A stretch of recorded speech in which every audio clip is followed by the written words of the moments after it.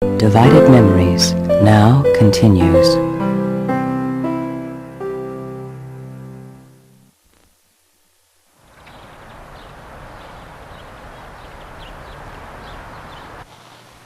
Just outside of Boston, Maura Kane lived at home with her mother Bernice and her father Frank.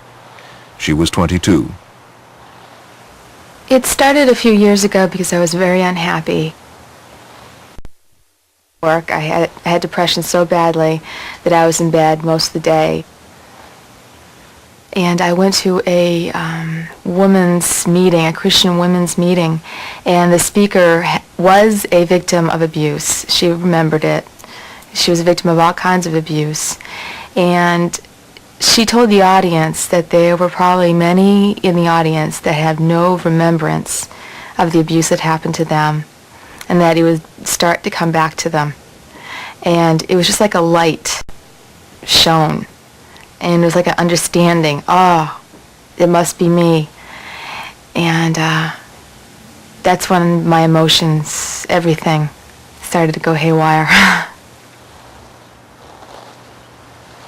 She began to have nightmares of monsters, which sometimes had her father's face. She was terrified. It was like a little girl inside of me started crying out, "Daddy, why'd you do this to me? Daddy, stop it. Daddy, get away from me." And it was like I was reliving it right then, or living through it for the first time right then. It was horrible. You know, to have peers. She decided to confide in her mother and turned to a therapist recommended by a friend. The way I introduced myself was I just found out I'd been a victim of incest. She said I could not get better until I remembered. She was pressuring me so much to remember. And really, the reason why I went to her was not to remember these things. It was to cope, to help me to cope, to get out of bed in the morning,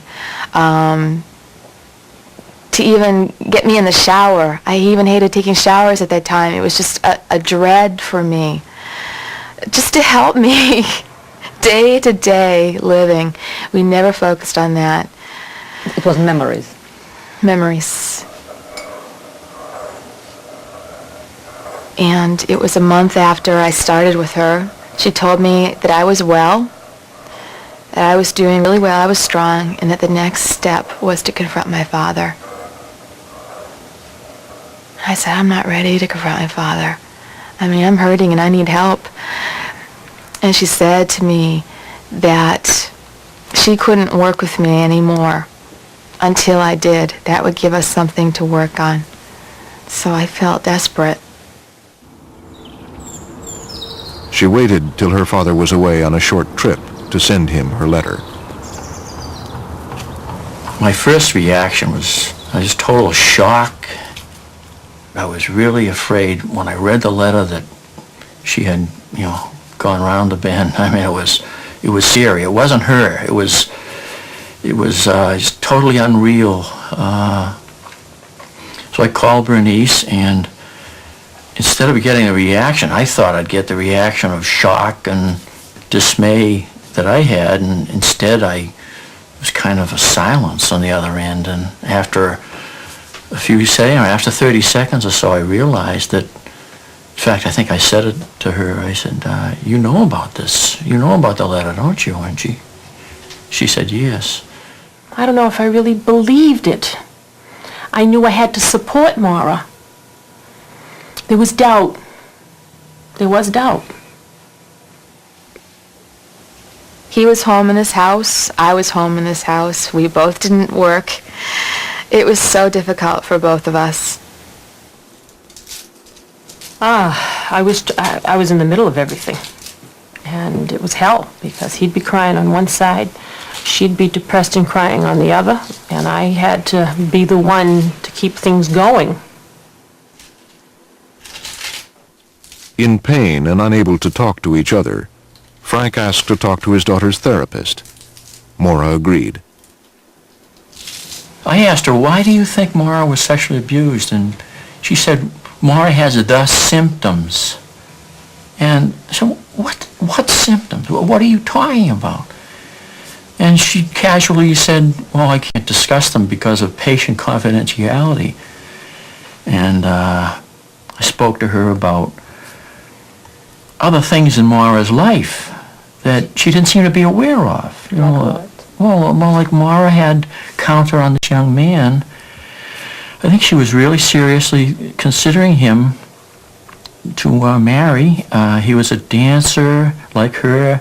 He was a born again Christian like her. Did a lot of traveling, and I think she saw him as maybe an outlet to get away and get on with her life. And she was so miserable at home, I guess. And anyway, he wrote her a card. I think it was a birthday card, and said, "By the way, I just got married." I just curled up in a fetal position on my floor and was just crying and sobbing. And that was... And that was the time where everything began? Yeah, that was one of the reasons why I was so unhappy with myself, that if I was a different person, that I would be the one that was married to him. And the therapist didn't even know about that. I mean, this is one of the most traumatic events in a young woman's life, and she didn't seem to know about that, and other things. Like what? Well, her problems with speech dysfunction. I had problems when I was a kid, and I know what it's like. I stuttered since I was 2, 3 years old, and I was a severe stutterer as a child, and I was made fun of constantly. I mean, I would have incredible fear getting up for speeches, a lot of different things. I had fear going to school because I was made fun of incredibly, ostracized. She didn't get medical records or school records. She didn't ask for a family history, which would have disclosed to her the fact that there was depression and speech dysfunction in our families. It didn't have to come from sexual abuse. So my next session with her, she told me that my father came in, and she said to me he was very sincere. I don't know if he did it. I couldn't believe what I was hearing. I felt so betrayed by her that she would have me do something so severe and not be sure of it herself. But I had committed myself to something so radical, when I wrote to him. How could I be wrong about something like this? I went too far. He'll never forgive me now. He did forgive her. By then, he said, he understood. I saw a program on local television, and there was a man reading a letter. It was me. It was me and my daughter's letter. I got the 800 number, and I called the foundation immediately, and someone called me back the next day, and they knew exactly what I was saying. I mean, I wasn't alone. It was a whole mess of people out there going through this, I discovered.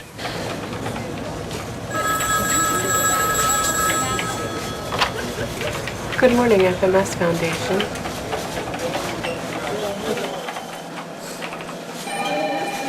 The False Memory Syndrome Foundation in Philadelphia, which was founded in 1992, now counts over 15,000 families as members. It is staffed mostly by relatives of adult children who have made accusations of recovered memories of incest. I'm one of 6 children, and 3.5 years ago, my sister accused my parents of sexually abusing her from 6 months of age to 12 years old. And she has repressed memories that just came about in the last 3 years, and she thinks that the other 5 of us are in denial. So at first, as I understand, my granddaughter didn't recall anything, but later she came to the conclusion that I was the one that had molested her. She called one night around midnight or 12:30 and made her accusation. She had finally remembered what was troubling her and who it was. Prior to that, she was searching for every uncle, both sides. We have a very large family. All of our close friends, the search was over. She had decided it was her father. She has vague memories of a room with striped wallpaper, which is in fact the room that I'd fixed up where she was when she was a small girl. she has those kinds of vague memories of the room and those kind of things, but there's nothing at all specific about the incident. My mother later said that they felt like the universe, they were little worms on the universe. Their whole world just shattered. They were completely and utterly horrified by this letter written by their daughter, who they love very much. What she usually does is to make a copy, and then she highlights them for me. So, saves some... Pamela Fried is the director of the foundation and is its public voice. I think I can speak for the more than 13,000 families who've contacted us and say that in our country, every person has a right to be able to defend himself or herself, to be able to have an accusation that is hurled at them in this way, to have it examined by somebody, by some organization, by some person. And the tragedy, the events that have propelled the formation of the foundation is the fact that people were accused and there was absolutely nowhere that they could turn to have their side of the story heard. It's such a disgrace, and you're so ashamed to think that your reputation has been sallied so badly. And we have a very large family, and she went to all of her, in the process of remembering, she went to all her aunts and uncles and her cousins, spoke to everyone, so it wasn't a secret at all. Okay, now this is the one. Oh, that's the one we probably have to use for the legal file. My daughter read a statement. She said, I will no longer keep our little secret, indicating that it was a secret way back when she was small. I had molested her. So she read the statement, and I said to her, before God, this is not true what you're saying. And then they just left. My child is lost.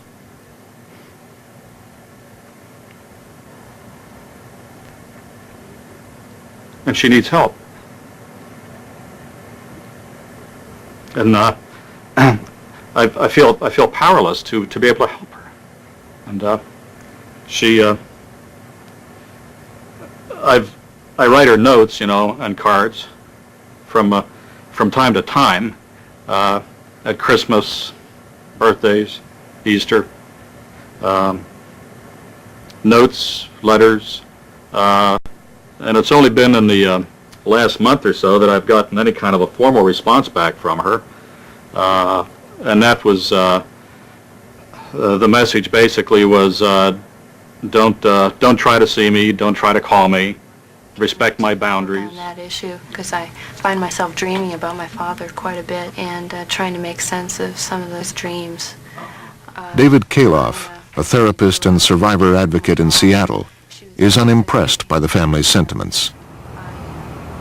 Every sexual offender who's in prison today has given their earnest denial that what they did didn't happen or it wasn't as bad as everybody thought.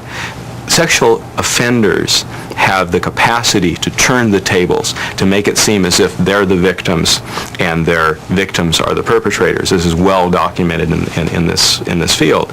So you have to be careful. And I'm not saying that everybody you talk to who is accused is guilty, but what I am saying is that for those that are, they're masters at manipulation.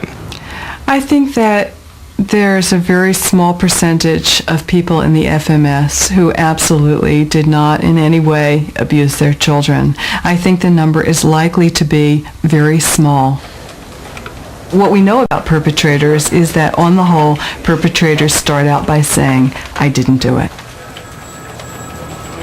My feeling about the False Memory Syndrome Foundation basically is that it was, and it's tragic, let me say this too, is that basically it was one family's dispute about alleged incest in that family that was unresolved and now is replicated in the culture. That family, whose dispute is well known within the therapeutic community, is the Fried family. It's widely known that my parents claim to be falsely accused of sexual abuse by their daughter. I'm a scientist whose empirical work has been replicated in laboratories around this country and Europe, and until the last few years of parental invasion, I enjoyed an excellent professional reputation without any scandal attached to my name. Is it because I have a questionable... In 1993, in front of an audience of about 250 mental health professionals, Jennifer Fried, Ph.D. in psychology, ended a professional speech with private comments, telling of the memories that she had recovered, memories of sexual abuse by her father. Medical clinic. At times I'm flabbergasted that my memory is considered false and my alcoholic father's memory is considered rational and sane. Her father, Peter Fried, is a professor of mathematics.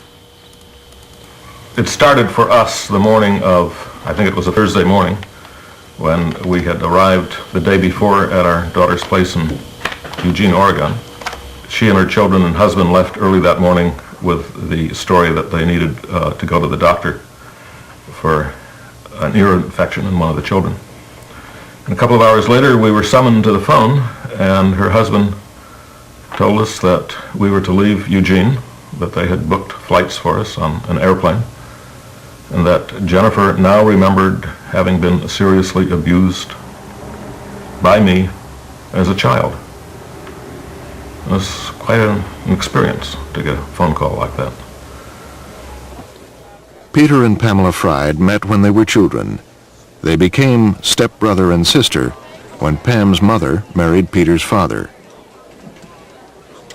They fell in love. Pamela was 18 when she married Peter. He was 19. Jennifer was born a year later, and her sister Gwen 6 years after that. Pamela and Peter settled down to raise their family and studied for their PhDs. Peter in mathematics, Pam in education. Jennifer followed in her parents' footsteps. By the time she had her first child, she also had a PhD in psychology. Pam and Peter were grandparents for the second time when Jennifer, who had just begun therapy, recovered her first memories of abuse. Although I don't want to discuss the details of my recovered memories, I do need to clarify that my family of origin was troubled in many observable ways. Her father was an alcoholic, she said. She talked of objectionable patterns of behavior. A pattern of boundary violation, a pattern of invasion and control, a pattern of inappropriate and unwanted sexualization, a pattern... Peter does not dismiss his daughter's charges lightly. I'm sure that in each case, not in each case, but in each case there's some aspect of what she's saying is true. I became a serious alcoholic in the later 70s and went to a dry cleaners, as it were, and haven't been drinking since. My humor was ribald at times, always has been. I was influenced by this idea that one should be open and should see sex as something that a healthy part of life, and therefore it's something that a child shouldn't have to hide from a parent. This may be wrong. I'm sure that there are all sorts of things that I did that I wouldn't do again. Presumably one learns as time goes on.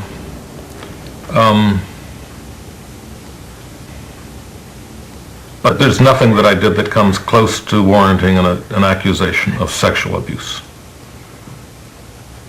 That's totally off the wall. I remember dancing nude in front of my father with a friend when we were each 9 or 10 years old. We were decorated as Playboy bunnies. I remember my father communicating approval of the nude dancing. He does not deny this, but claims... Dr. Timon Cermak, a psychiatrist in San Francisco, California, works with children of alcoholics and has been dealing with the problems of disconnected families. You've just hit on one of the most difficult parts of this to discuss. Is it possible that an event happened and from the parent's perspective, they both can acknowledge the same event, but from the parent's perspective, it is not seen as sexual abuse? They didn't go into it with the motive of it being sexual abuse. They may come from a culture or a family which has a whole different meaning for that. But the child is growing up in a different culture and at a different time and perceives it as being abusive. Absolutely that can happen. And that that kind of thing can lead to a gulf between the two generations, which is very difficult to span. Denial of child sexual abuse is as old as child sexual abuse. For my parents' sake, I hope they can find a way to look inward, to do their own healing instead of waging a war at the national level. If we had been talking with our daughter, if we had had an opportunity to talk with anybody, there would be no reason in this world why anybody would ever let even their next door neighbor know that something like this had happened in their family. The 13,000 families that have called us don't call because of the accusation. I mean, that's a part of it. But they call because there is no place where they can go to talk about it. Well, welcome back. Dr. Pamela Fried is Executive Director of False Memory Syndrome Foundation of Philadelphia. Good morning, Dr. Fried. Good morning. Under Pamela's directorship, the False Memory Syndrome Foundation has received a great deal of media attention and has become a focal point in a heated national debate. Well, I think I've heard two stories of parents that match the more than 13,000 reports that have been received by the foundation of an adult. She sees it not only as a support group, but as a research organization disseminating information about false memories which have been encouraged by bad therapists. In the past, it's been in the patterns of so many thousands of reports that alarm has been built in the therapeutic community. And her critics see it as an organization of perpetrators harassing therapists while hiding behind a facade of scientific research. the interpretation of dreams. I believe it's an advocacy organization for accused perpetrators, basically. I think there has been an effort to use scientific data and scientific experts to lend a cloak of respectability to an organization, an advocacy organization, that in that process scientific data have been misrepresented and inaccurately represented. And I also think that the kind of aggressive harassment of therapists that is advocated by the FMS Foundation is unconscionable. Dr. Paul McHugh is on the FMSF Advisory Board. He is a professor of psychiatry and director of the Department of Psychiatric and Behavioral Sciences at Johns Hopkins.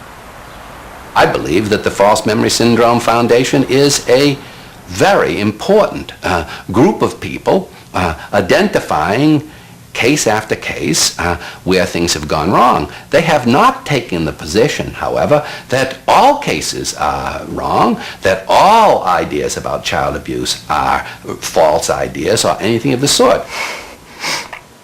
I still get very choked up when I think about it, because I'll never forget calling and hearing these people telling me that they understand.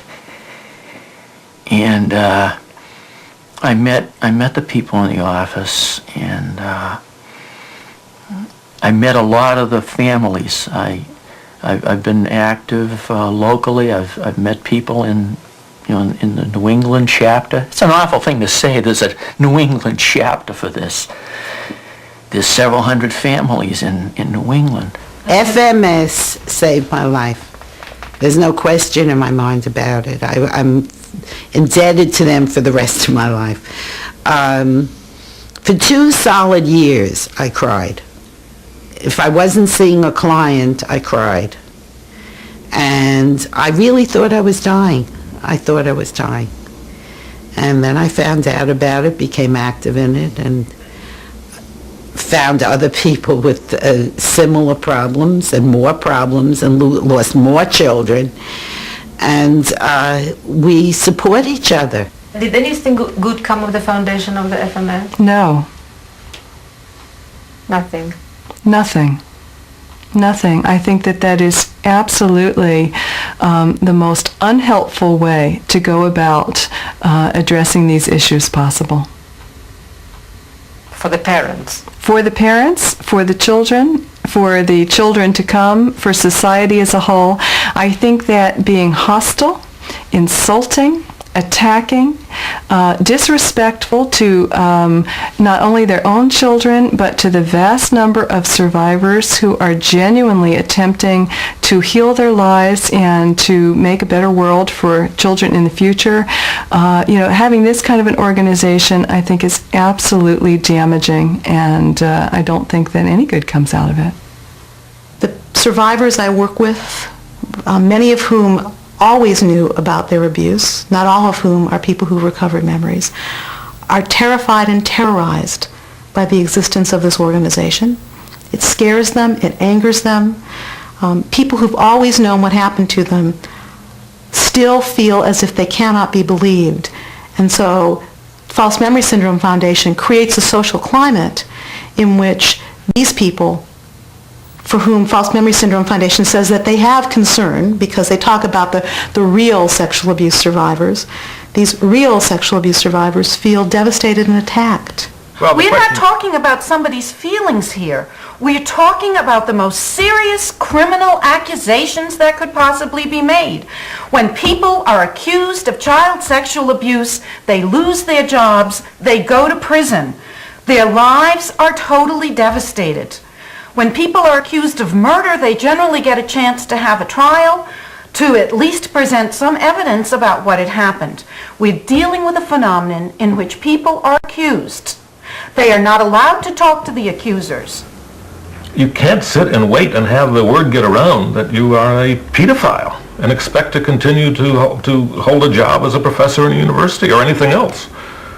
It's one of those accusations. People say, why would anybody make this accusation if it isn't true? And you're defenseless in a case like that. Unless you do something crazy like start a foundation and try to get the word out that a lot of people are making this accusation without being able to back it up. In retrospect, why do you think you fixated on sexual abuse? That's a good question.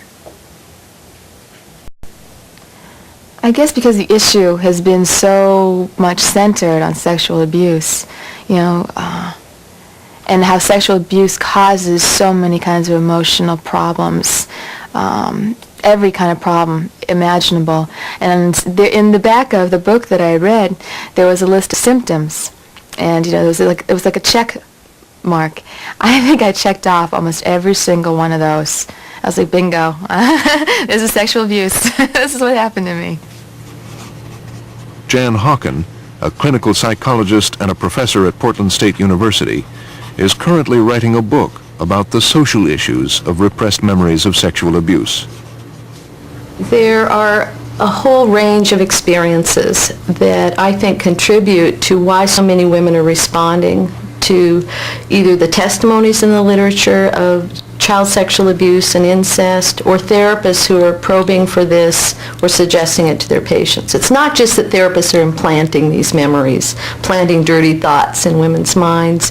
It's partly that many women are responding to these stories. They see something of themselves and their experiences in them. Why does someone want to think worse of themselves and their families than they might otherwise? That's one problem.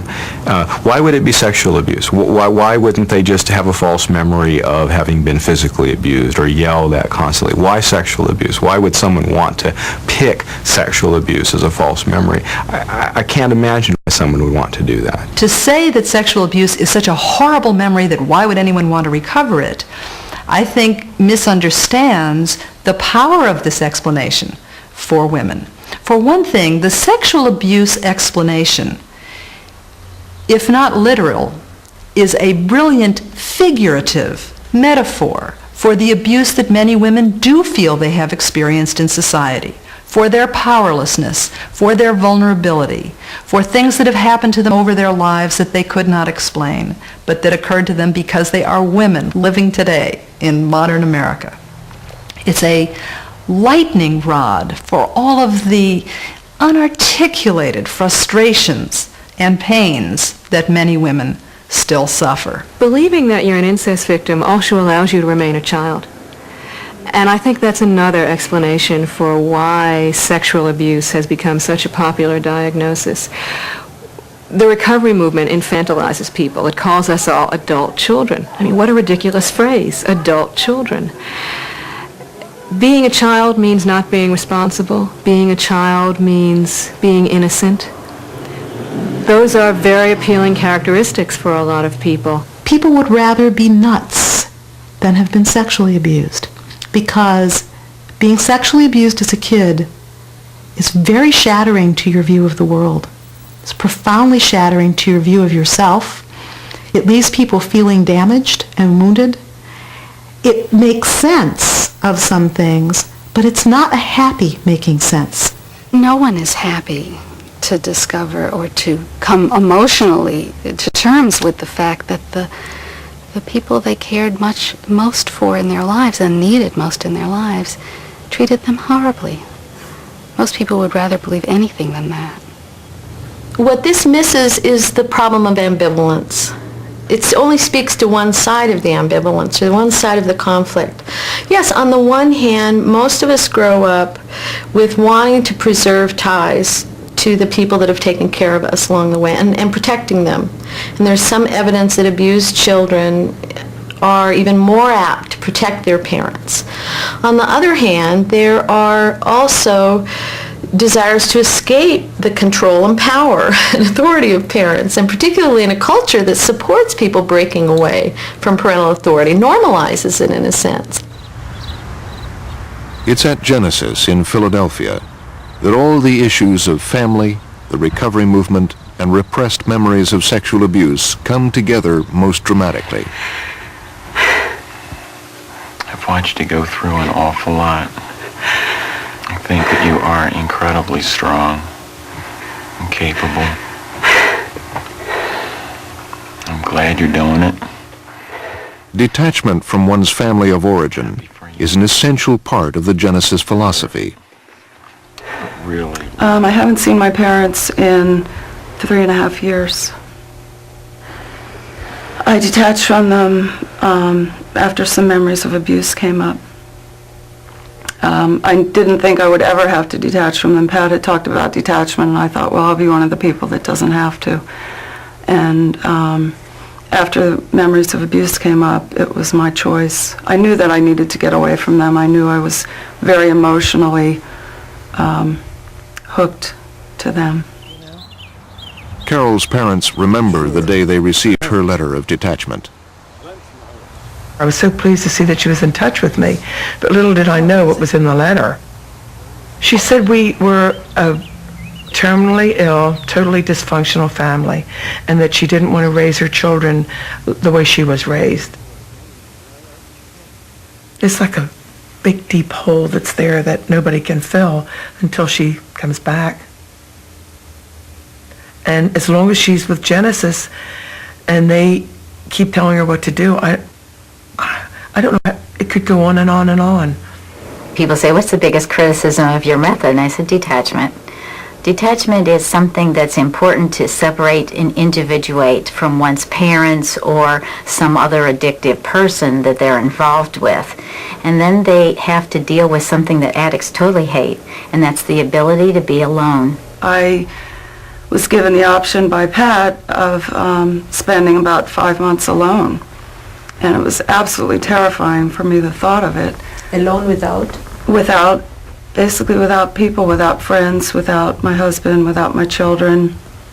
I was so severely addicted to people that it was kind of like an alcoholic having to leave the bar. And I was absolutely devastated when I heard that, because I know that she's always been a loving, wonderful mother and has spent so much time with the children. And this must be, I can't imagine what it's doing to her that she's not with her children and taking care of them.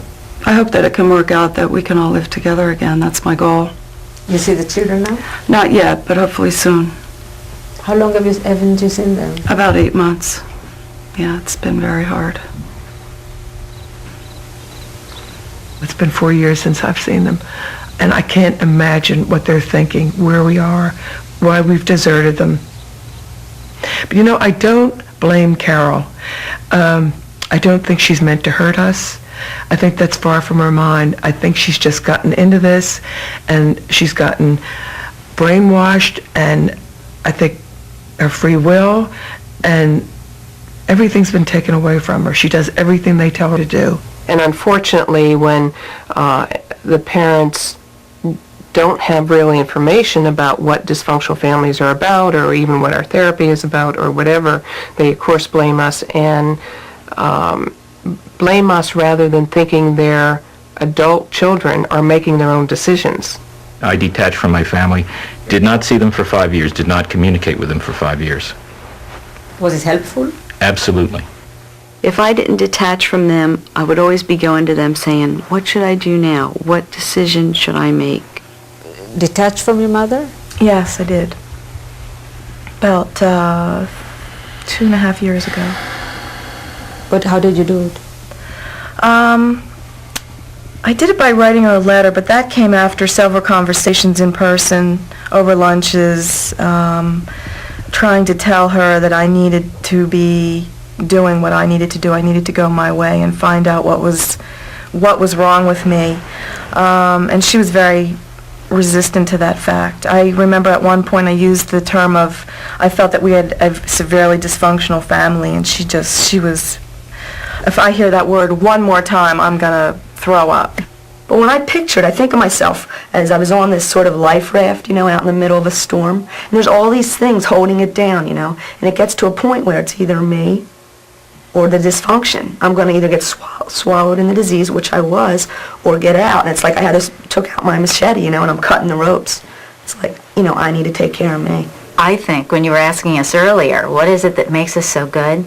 And I think it's detachment. It's something that a lot of therapists have a real hard time doing because they probably haven't separated and individuated from their own loved ones. And so they can't help clients to do it. I did detach from my family because a therapist told me that the only way that I could work through my issues is not to have interference from my family. Rich Stinger was a policeman.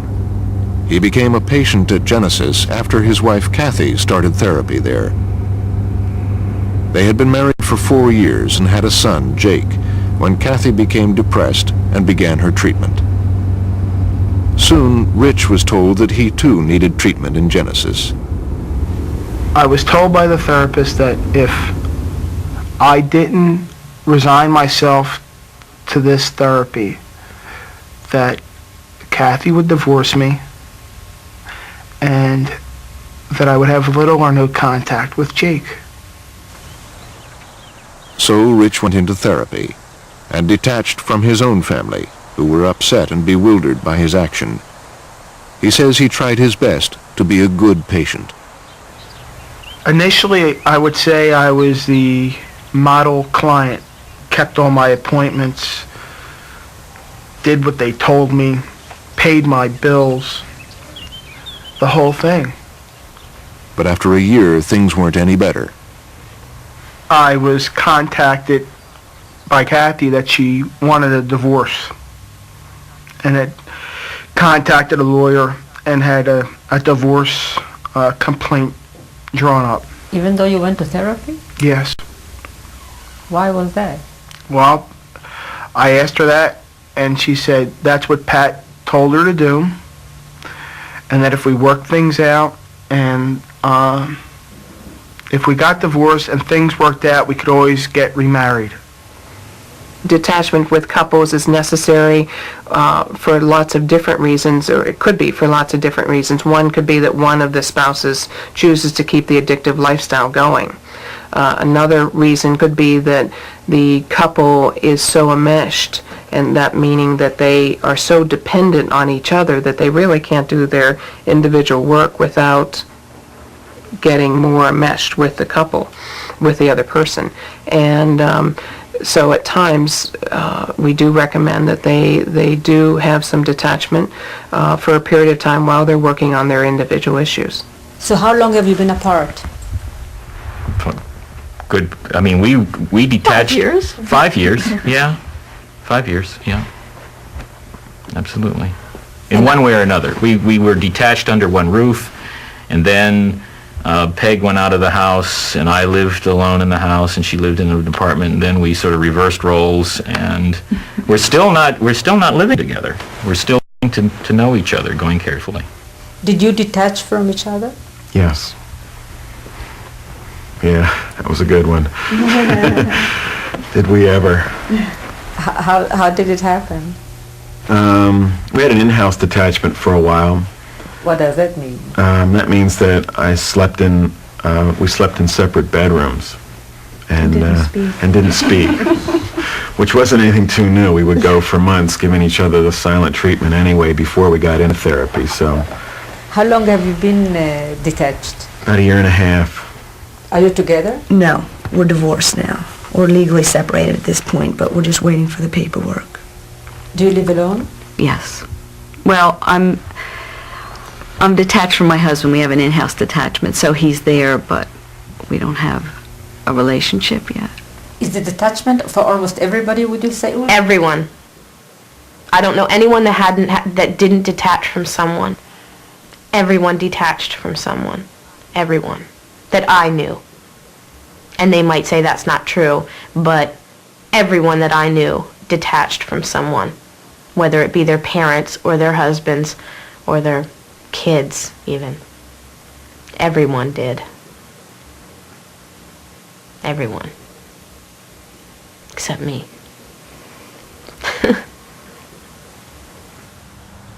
Stacy Good was 14 and in high school when she met Pat Mansman, who was the counselor and prevention specialist at that school. I was severely depressed, suicidal, into drugs, and Pat approached me, said that she could help. And then I started to see her daily. I became very addicted to Pat. Eventually, Stacy dropped out and went into therapy with Pat Mansman at Genesis. She would continue until she was 22. I would have liked to have gone to school, and I didn't. And that was because Pat thought that it was best that I wait. So I didn't go to school, and I stayed in Genesis, and I got a job, and that was it. After a while, Stacy felt that she needed to break from Genesis. I started to feel like I didn't belong there, and I knew that I wanted to make some decisions of my own, and I felt very controlled. It wasn't easy for Stacy, she said, to talk to us about Pat Mansman and Genesis. It's just very hard. Very, very hard. And I miss Pat very much. Still? Mm-hmm. So it's hard to tell the truth. A part of me feels like I want to lie and say that she's wonderful and that everything's great, and I miss her. I love her. I think it all goes back to needing her. People feeling like they need her. And I don't need her. I know that. But I still feel very loyal. A part of me is very loyal, and I feel very guilty. So why are you talking to us?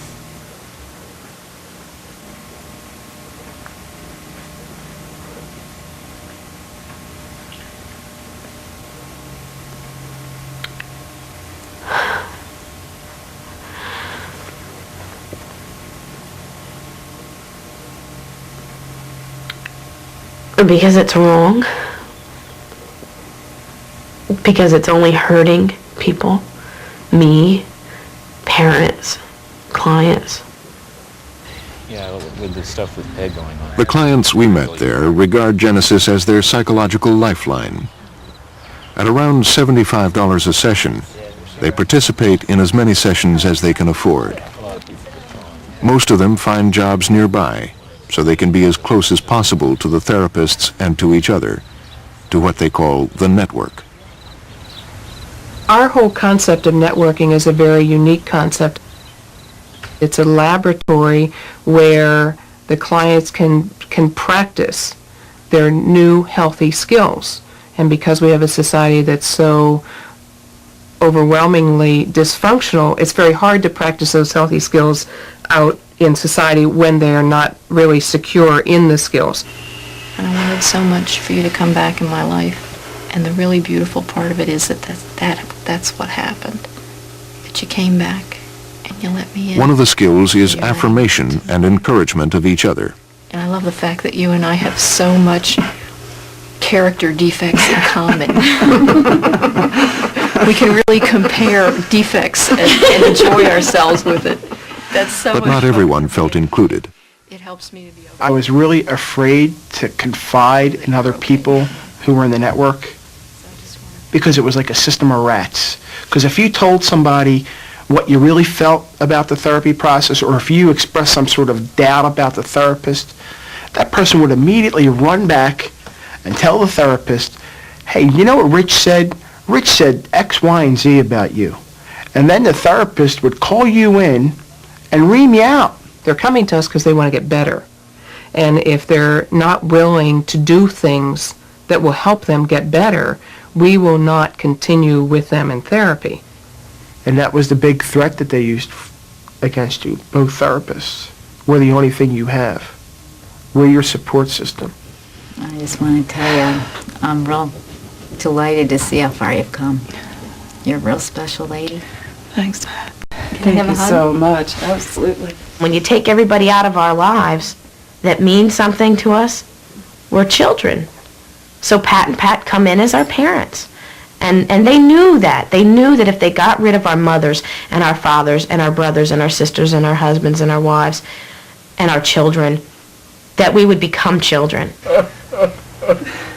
And that, to me, is brilliant. It's brilliant. I feel like I've been through everything. Because they're keeping them. Can be with you. Everything that can be, I've done with you. Most people that came to Genesis came with very basic, simple problems. A marriage problem, a communication problem, maybe some distance between their parents and them. And within a month, and sometimes sooner, they were claiming that their parents were in cults, were sexually abusing them, were physically abusing them, emotionally. You know, it always turned around to where they were abused. Every single person in that network. Every single one. According to Pat Mansman, sexual abuse is only of minor importance in their overall therapy. We do not even ask clients if they have been sexually abused. We wait until they come up with it, if indeed they do come up with it. And even if they do, for us, dealing with sexual abuse is just one part of the entire therapy. Their therapeutic techniques, they say, are based on familiar methods in the recovery movement. Some of the techniques we were allowed to see, others we weren't. We did not see the rage therapy. You would get on the floor with a pillow and a bat. And everyone's around you in a circle, crying and screaming and in pain and just horrible, horrible sounds. And Pat taunt you. They say things like, your mother never loved you, you know. Your dad, you were just a whore, you know. Your dad, you know, taunting. And while this was going on, the other people in the therapy group were, you know, egging the person on, screaming and hollering and the whole thing. They could be making stuff up, but you hear it. So you're in this rageful state, you're hearing this stuff, you're raging, you're hearing it, you're raging, you're hearing it. It becomes real.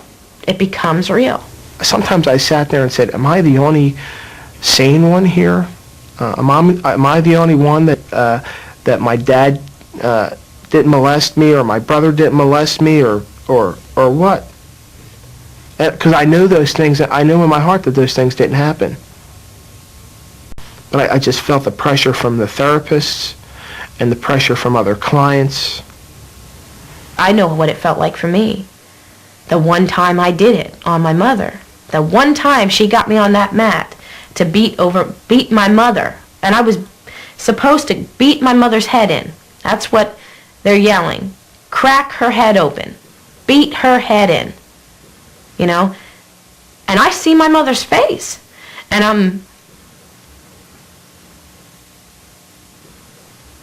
I'm crying because I don't want to hit my mom. I don't want to kill my mother. I don't want to beat my mother's head.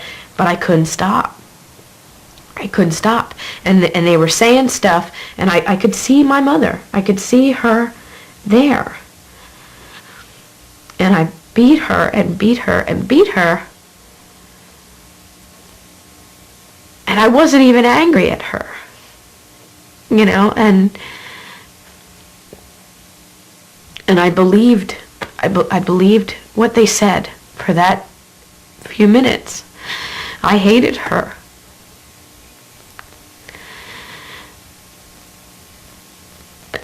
And I don't hate her. And that's what happens to these people. They truly think that they hate their parents. And I just thank God that I am stubborn. And I could get out of that. Hi, Marianne. Marianne, we're going to have to do something about this deposition for next week. You know, I just don't like the way we're planning it with this expert because... There are now 8 former patients suing Genesis for psychological damage. Connie Maggio is Genesis' attorney. She insists that the results of therapy are always a matter of perception. In the psychotherapeutic community, you're not dealing with a situation like you would with an orthopedic surgeon who was supposed to operate on the right knee and ended up severing the left arm. I mean, that's very clear. We can all understand that.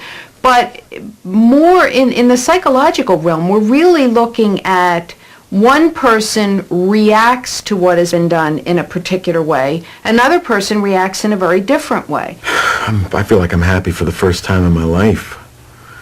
It's just been amazing for me to be able to express myself and not have to have everybody like me all the time to feel okay about who I am. Just find my own way and just be real. Are you happy now? Very content. I feel like I have a full range of emotions now that I never had before. I used to be just like this. Aren't you sort of told more or less by the therapist how you should live your life? No. No, it's my choice. It's my choice how I live. And you feel that you now that you did heal? I feel that I really have, yes. Which isn't to say that my recovery is perfectly intact and I miss recovery. That's not the way it is. You know, I still grapple with bits and snatches of my old life that come up. But I feel that I'm on new ground. Anybody can heal from anything. Families can abuse their children to beat the band and go through recovery and have the most wonderful, healthy family. There's nothing they can't heal from. I don't care how much they've abused them. Miracles can happen if they just work at it together. But while the therapists in Genesis are confident about their techniques, what about those outside who question the consequences and feel they have been harmed? If you're asking me if I think there's malpractice, I can't really address any of the lawsuits, but my perception is that the claims don't raise a claim of malpractice. First of all, they don't define the standard that has been broken, and you need to have a standard that is breached in order to have malpractice. What is the standard of care, and when is it breached? When it comes to the issues surrounding repressed and recovered memories and the consequences of broken families, the therapeutic community is divided and worried. Dr. Paul McHugh. I am very worried for my profession.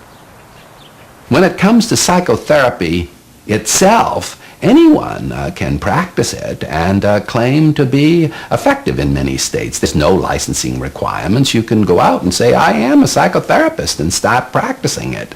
And that is the problem, because what happens is that they make the errors that psychiatrists made 100 years ago and learned from, but they're making it now in the contemporary era with the power of the media all around them, and without the capacity to correct themselves, without, in a sense, losing face, various kinds of things, not seeing the role of a therapist appropriately. It's hard because I believe my clients, you know, and I go from the premise that this is their experience, and I don't care what these therapists say. You know, they're doing these things to you, and the first thing they say, you're in denial. Well, what are you going to do if you're innocent? Aren't you going to say, I told my daughter, I said. Someone who has abused a child is way more likely to absolutely deny it and deny it convincingly than they are to acknowledge it. Is there any chance at all that it happened to her? No. No chance. She also thinks it happened to me. I mean, is there a chance that it happened to me and I don't know it? I don't think so. I have not seen a single case of a durable memory of sexual abuse that was completely false, that was put in by a therapist such that the client had ultimate conviction in it and was willing to go out and quote-unquote destroy their family. No, I've not seen that. I just have to ask God for a lot of strength.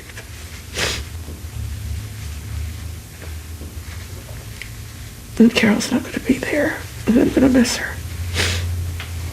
But I just have to be strong about it. I have to be. There's no other way I can handle it.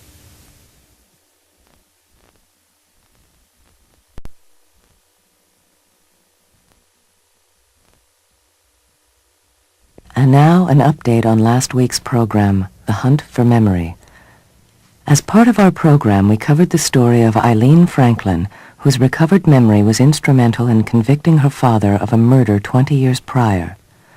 Last week, a federal judge overturned the jury's decision.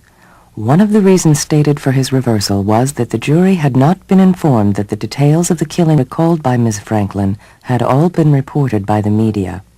The judge said, "This verdict was the product of a trial which was not fundamentally fair."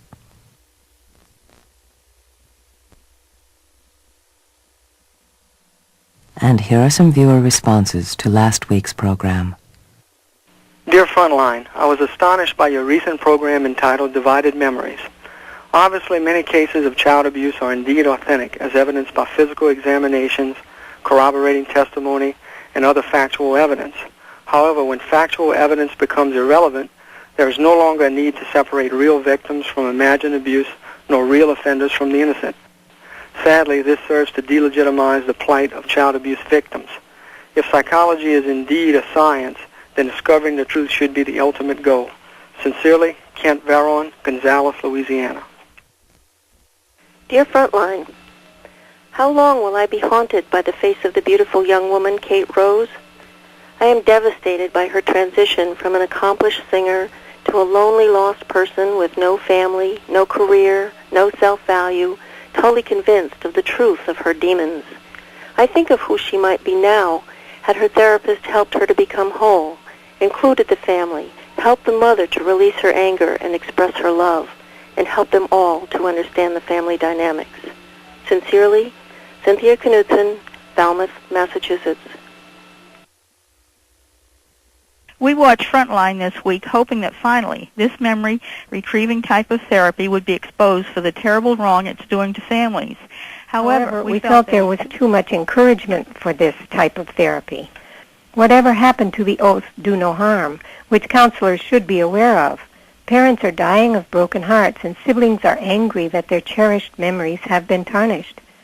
Counselors who bought the lie about this type of counseling are encouraging troubled people to dig up memories that are false. Then the counselor becomes the parent substitute to the patient, at a healthy profit, I might add. Friends in group therapy and churches replace families of origin, and life goes on like nothing happened. We need to stop this cult-like therapy and expose it for what it is. Counseling gone awry. We are two falsely accused parents, Jan and Donna from Cincinnati, Ohio.